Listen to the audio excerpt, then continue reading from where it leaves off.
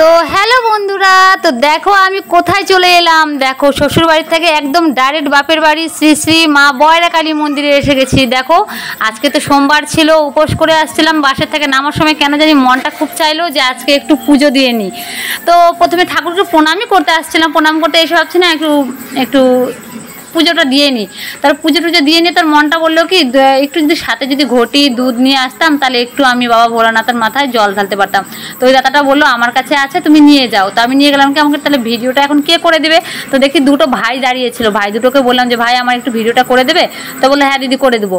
তখন মোবাইলটা আমি ওদের হাতে দিয়ে দেখো আমি একটু মাথায় জল ঢেলে নিলাম। আমার ভীষণ আনন্দ বলে না, বাবা যদি চায় তো সব কিছুই হয়। যে বাবা চেয়েছিল আমার হাতে জল নিবে, দেখো আমি জল দিয়ে দিলাম। আমার খুব ভালো লেগেছে জানো, আমার খুব আনন্দ লেগেছে। দেখো ভোলেনাথের মাথায় জল ঢেলে তারপরে বাকিও কিছু ঠাকুর ছিল যেগুলোর মাথায় আছে চরণে আমি দেখো জল ঢেলেছি।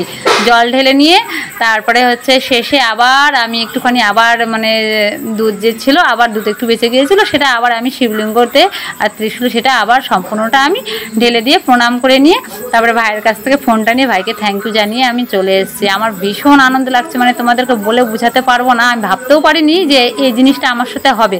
আমি না খেয়ে আছি। এটা নিয়ে আমাদের দ্বিতীয় সোমবার, আমাদের বিহারি দিয়ে দুটো সোমবার পড়ে গেছে। তারপরে দেখো ফাইনালি আমি মন্দিরটা তোমাদেরকে সম্পূর্ণটা দেখিয়ে দিলাম। আমাদের বয়রা কালী মন্দিরটা দেখো তোমাদেরকে আমি দেখিয়ে দিলাম।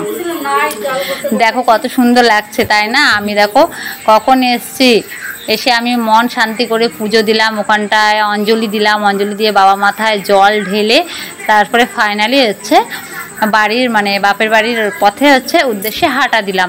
আস্তে আস্তে এত গাড়ির গ্যাঞ্জাম কেন জানো তো, রেল আসছিল যার জন্য ঘুমটির এসে আটকা পড়ে গিয়েছিল, দরজা আটকে দিয়েছিল, ওই জন্য সম্পূর্ণ গাড়ি পর একদম দাঁড়িয়ে গেছে। দেখো তোমাদের সাথে আমি সেটাও শেয়ার করবো। আমার মাকে কেমন লাগছে সেটাও কিন্তু জানাবে। হ্যাঁ, তোমরা কিন্তু অবশ্যই কমেন্ট করে জানাবে। দেখো আমি শেষে গ্লাস মানে ঘড়িটা দিয়ে আমাদের ফল প্রসাদটা নিয়ে আমি শেষে হাঁটা পথে চলে এলাম। দেখো দেখো শেষে দেখো গাড়ির ভিড়, দেখো কত গাড়ির ভিড় দেখছো, প্রচণ্ড গাড়ির ভিড়। আমি এই করে মানে সাইড দিয়ে হাঁটছি, একবার ভিডিও করছি একবার হাঁটছি, ভয়ও লাগছে যদি আমি পড়ে ঠরে যাই।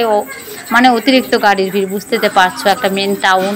ঘুমটির সামনে দিয়ে আমি একা মানে ফোন নিয়ে এক হাতে ব্যাগ আবার হেঁটে চলছি। দেখো তোমাদেরকে রেল লাইনটাও দেখিয়ে দিলাম। দেখো ট্রেন পার হয়ে গেছে। ফাইনালি বাড়িতে এসে দেখো আমার দাদার ছেলে আমার ভাইপোকে কোলে নিয়ে আদর করছি, চুমু দিচ্ছি। দেখো ও আমার কোলে এসছে, কোলে এসে ওই দুষ্টুমিগিরি করছে। দেখো আমি ঘেমে একদম কি অবস্থা, দেখো প্রচণ্ড ঘুমে আমি একদম শেষ।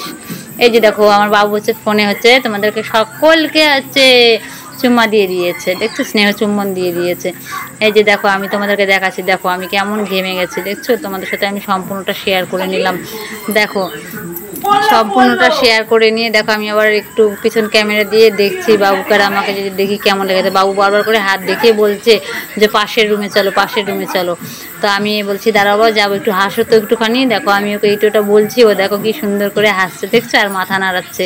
তো এটাই ছিল আজকে আমাদের আসার পথ।